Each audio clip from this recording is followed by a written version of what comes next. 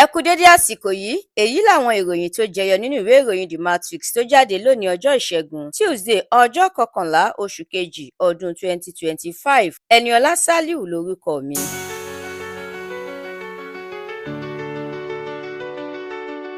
wàhálà òṣèlú tó ń wáyé ní ìpínlẹ̀ Rivers tún ti gbọ̀nà míì yọ o pẹ̀lú bí Wike àti Fubara ṣe bẹ̀rẹ̀ sí ní sọ̀kò ọ̀rọ̀ síra wọn.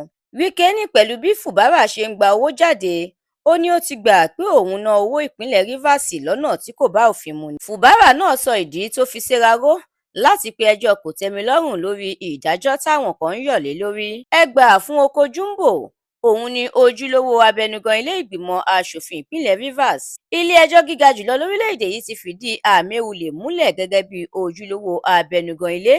Agbẹjọ́rò kan ló sọ bẹ́ẹ̀. Ní ìmúrasílẹ̀ fún ọdún 2027, àìbalẹ̀ ọkàn ti bẹ́ sílẹ̀ nínú ẹgbẹ́ òṣèlú APC pẹ̀lú bí àwọn ẹgbẹ́ òṣèlú alátakò ṣe ń tún létò. Àtíkù, Tambuwa àtàwọn míín ṣe ìpàdé pẹ̀lú Ọbásanjọ́. Nnamdi Kanu pe adájọ́ níjà ní ilé-ẹjọ́ bá sún ìgbẹ́jọ́ sí ọjọ́ míì ọjọ́ ire. Agbẹjọ́rò ẹgbẹ́ òṣèlú PDP ti ṣàtìlẹ́yìn fún Ude Okoye gẹ́gẹ́ bí akọ̀wé fún ẹgbẹ́ òṣèlú ọ̀hún. Orílẹ̀-èdè Nàìjíríà kò nílò àwọn ilé ẹ̀kọ́ gíga sí i rárá. Ọ̀gá àgbà àjọ JAMB ọ̀jọ̀gbọ́n Ishaq Olóyèdé ló sọ bẹ́ẹ̀. Ìforígbárí lágbọn òṣèlú lórílẹ̀-èdè yìí amúlùúdùn lásán ni, kò sí òtítọ́ níbẹ̀. Káyọ̀dé Fáyẹmí ló sọ bẹ́ẹ̀.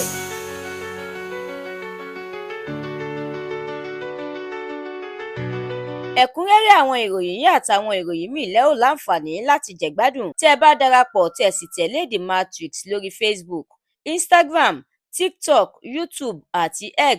Àdúrà mọ́mi Balógun ló ṣe òǹgbùfọ̀ ìròyìn yìí. Ẹniọlá Sàlíù lórúkọ mi.